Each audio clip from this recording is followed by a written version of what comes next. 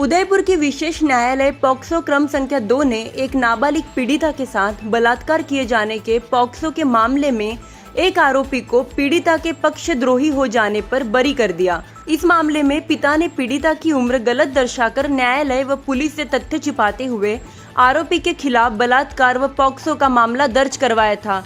Police के मुताबिक आरोपी सिरोही निवासी भरत कुमार प्रजापत पलासिया थाना क्षेत्र में डीजे बजाने के लिए अक्सर आया जाया करता था।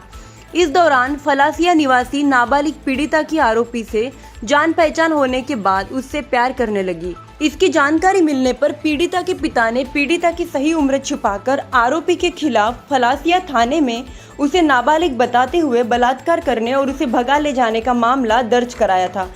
पीड़िता ने अपने बयान में बताया कि उसके पिता द्वारा अपने भाई के आटे साटे में किसी विकलांग व बड़ी उम्र के युवक के साथ जबरन विवाह करा देने की जानकारी जब उसे मिली तो वह अपने पिता का घर छोड़कर आरोपी युवक के निवास पर जाकर उसके पति पत्नी के रूप में रहने लगी। उसने बकायदा खुद को बालिग होना भी बताया। न्यायालय ने दोनों पक्षों को सुनने के बाद और अभियोजन की ओर से विशेष लोक अभियोजक कुलदीप परिहार द्वारा 10 गवाहों और 22 दस्तावेजों को प्रदर्शित कराए जाने के बाद मामले की सुनवाई में अभियुक्त को निर्दोष पाते हुए अपराध से बरी कर दिया। अभियुक्त की ओर से पैरवी एडवोकेट हरीश पालीवाल ने की। ये जो मामला था, इस मामले में इस कानून का कैसे दुरुपयोग हो रहा है उस पर ये पूरा प्रकरण था।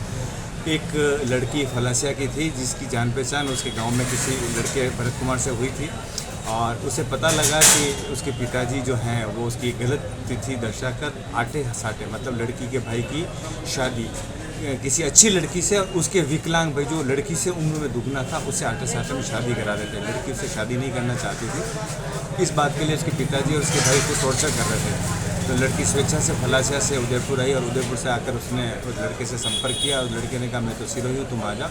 लड़की सहमत पक्षकार के रूप में उसके घर चली गई और राजी खुशी रही। 2 महीने बाद उसके पिताजी ने गलत तथ्यों पर उसकी उम्र को छुपाकर गलत तथ्यों पर उसके खिलाफ बलात्कार पोस्को लड़की भगा ले जाने का मामला दर्ज कराया।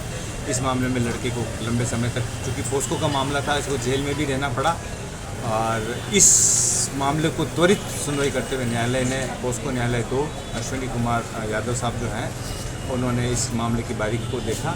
अभियोजन ने जो 10 गवाह और दस्तावेज प्रदर्शित कराए वो अभियोजन जो पीड़िता की कहानी थी उसको सहमत नहीं हो पाए और पीड़िता ने खुद न्यायालय में खड़े होकर ये कहा कि वो अपनी स्वेच्छा से लड़के के साथ गई, सहमत पक्षकार के उसमें रही और उसके पिताजी ने जो है उसकी उम्र को गलत दर्शाकर उसके खिलाफ झूठा मुकदमा दर्ज कराया।